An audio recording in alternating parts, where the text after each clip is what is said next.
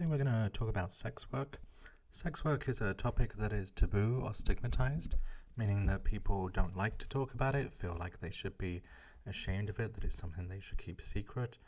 As a result, this is something that lots of people think is incredibly rare, when in fact it is not, and it's quite common for there to be college students who have had experiences with sex work. So something to think about is that although this might seem like it's far away from you, in reality it's not. So first let's talk about the definition. Sex work refers to a really wide range of jobs that all involve some type of exchange of sexual services for money. Sex work is consensual on both parts, and the person doing the work gets the money. Just to give you some examples of sex work, it includes stripping, erotic dancing, acting in pornography, prostitution, pro-domination, webcams, people performing sex acts over the internet. And then also arguably it includes kind of industry work. So if you operate as a camera person on a porn set, for example, you're not having sex directly yourself, but you are participating in the industry that exchanges sexual services for money. There's also sex trafficking. These get conflated a lot, but they're importantly different. The thing they have in common is that they involve the same exchanges of sexual services for money. However, in the case of sex trafficking, it is non-consensual on the part of the person who is providing those sexual services. In other words, it's rape. In the case of sex trafficking, unlike sex work, the trafficker gets the money. So the person who is forcing the person to have sex is the person who gets paid, not the person actually doing it. And it's a little bit of a misnomer. It's not very well named, because sex trafficking suggests people being taken from one place to another, right? That they're being trafficked, which certainly does happen. But the majority of sex trafficking is actually local. It happens where people live. They don't get taken to some place else. And one of the most common forms of sex trafficking in the US takes place within essentially abusive relationships, where almost entirely men force their partners who they're abusing to have sex so that the men get paid for the sex that their female partners are having. So, sex trafficking, sex work. Another important point about sex trafficking is if a child is engaging in sexual services for money, that's by definition sex trafficking, because of course a child can't consent to sex, so any kind of child prostitution and so forth is sex trafficking. So an important distinction there. We're going to be talking mostly about sex work today, but you can certainly find lots of information about sex trafficking. It's obviously a horrific crime. Sex work is very much connected to law enforcement. Lots of types of sex work, though not all, we'll talk about that in a moment, are illegal in the US. Law enforcement are the most common source of violence for sex workers. This book, the cover of which is portrayed here, Playing the Whore, did a study of sex workers where she asked them where violence happened to them, and they had three options: from clients, from other people in the industry, so pimps for example, or from law enforcement, and the most common source was from law enforcement. It is legal in many states for law enforcement officers to rape sex workers, to have sex with them without the sex workers' consent in order to arrest them. Often law enforcement has a lot of trouble distinguishing between work and trafficking. Trafficking victims often find that they're arrested and charged with prostitution or other crimes, and this in fact is something the traffickers use to control them. The traffickers know and tell them that if they go to law enforcement for help, the victims are more likely to get in trouble than they are to get help. There are definitely some initiatives around the country that are trying to fix this, and at the same time, a lot of the resources that tend to be directed, often in well-meaning ways, to reduce and stop trafficking end up just going towards prosecuting and persecuting sex workers. A question to ask here is, why is it that some types of sex work are illegal but not others? there's definitely some important similarities between sex work and the war on drugs. They're both well intentioned. They both involve activities that certainly can be harmful, but also cannot be harmful. Right? There are ways in which prostitution and other forms of sex work can be harmful for both parties, the same as drugs can potentially be harmful, but not necessarily so, right? And when we make them illegal, we don't distinguish between harmful use or non-harmful use. They've both had a large effect on increasing the prison population. In particular, there is currently a large increase in women who are being incarcerated, and a lot of that is due to the focus on sex work and arresting people engaged in sex work.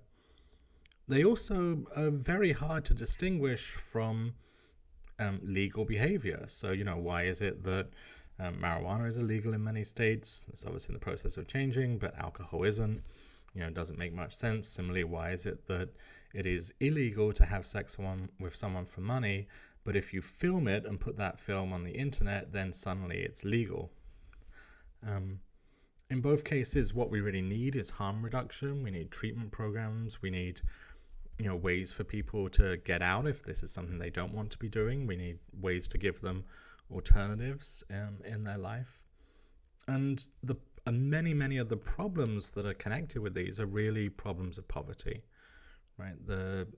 Typically people that have drugs causing major problems in their life, the reason for that is they don't have the support structures, they don't have the alternatives, they don't have access to healthcare, to rehab and so forth, and all that's the result of poverty. Similarly, people that are doing sex work that don't want to be, the reason they're in that situation is because they don't have enough money, they don't have access to jobs that would pay them well enough.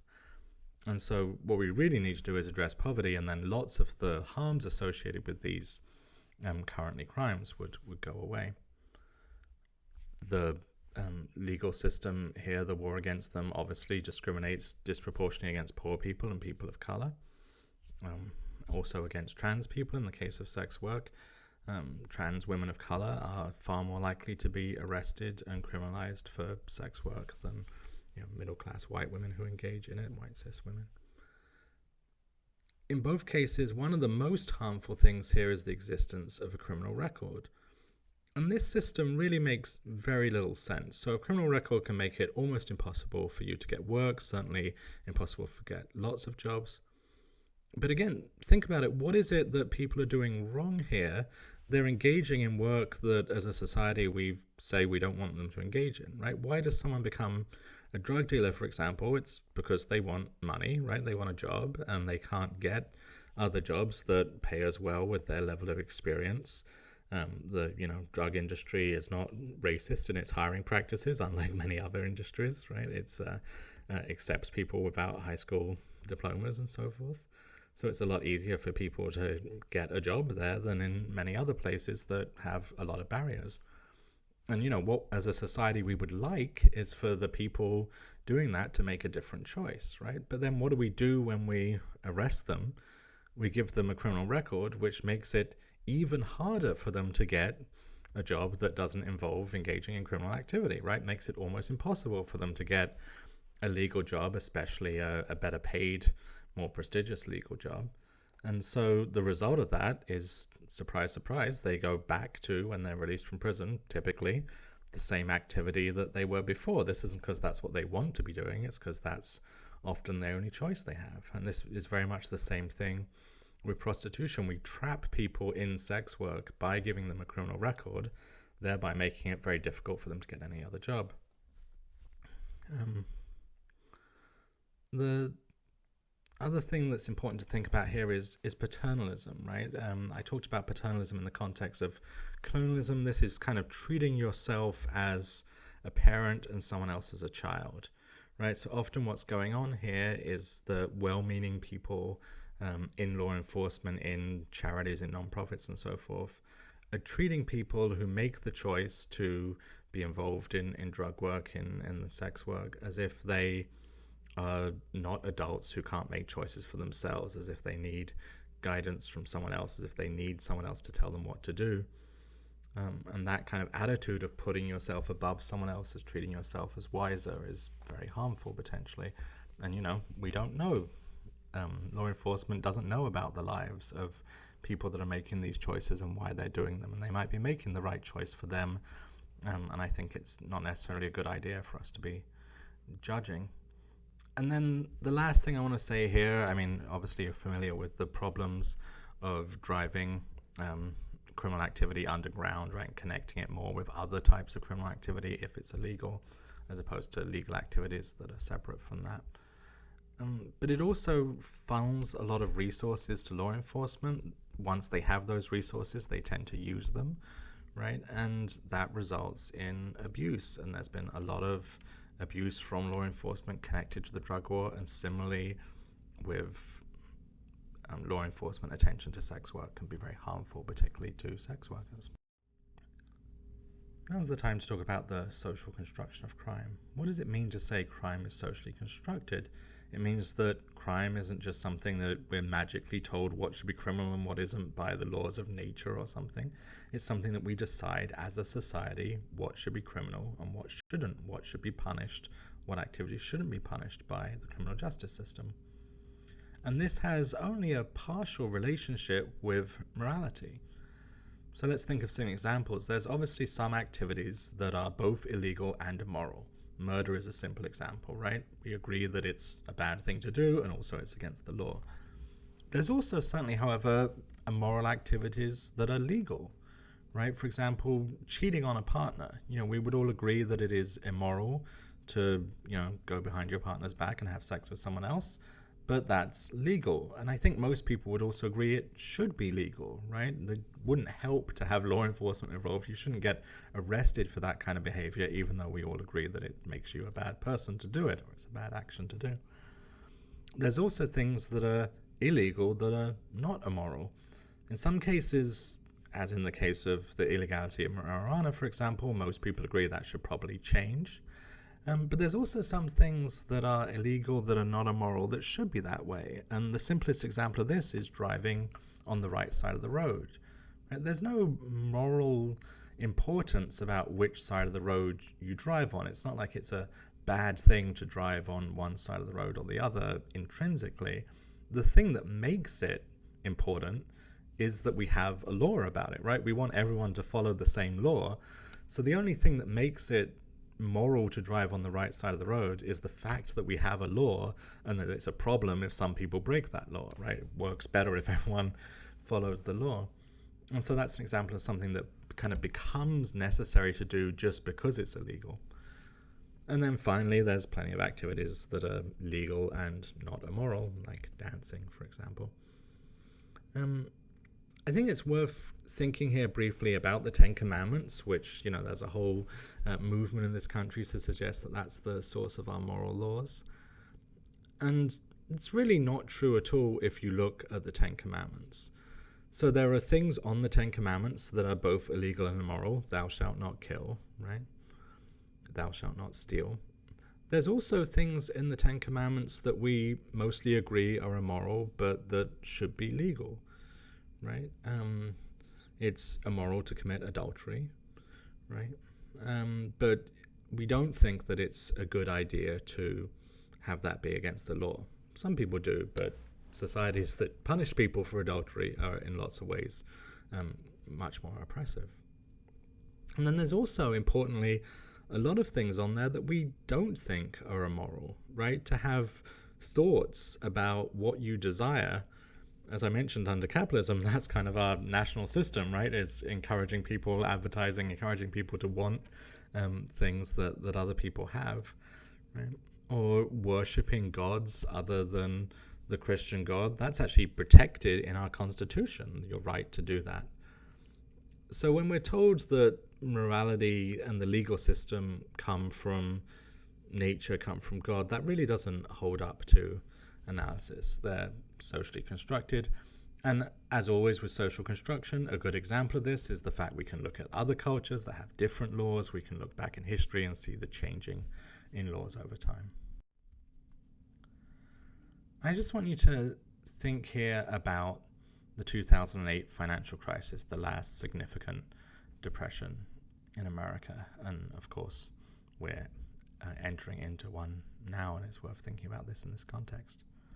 The financial crisis, as it was called, was actually essentially mass theft. The people who ran these schemes, these financial schemes where they were giving people bad mortgages and taking money from them, ended up stealing about $13 trillion from the economy.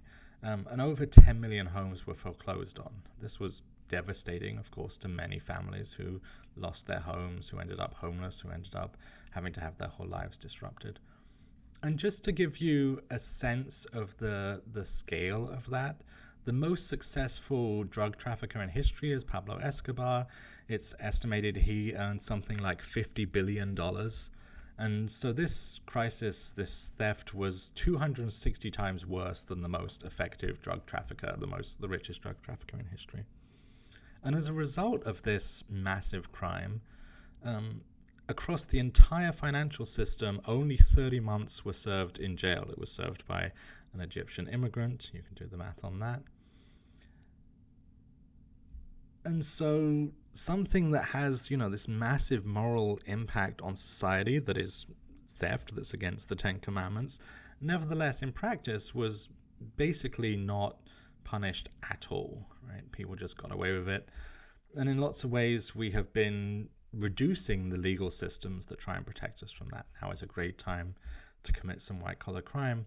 And Bryan Stevenson has this, I think, very powerful quote that reminds us we have a system of justice that treats you better if you're rich and guilty than if you're poor and innocent. The way that we treat people in the criminal justice system is socially constructed, and it relates to class and race and gender and all the other social factors we've talked about.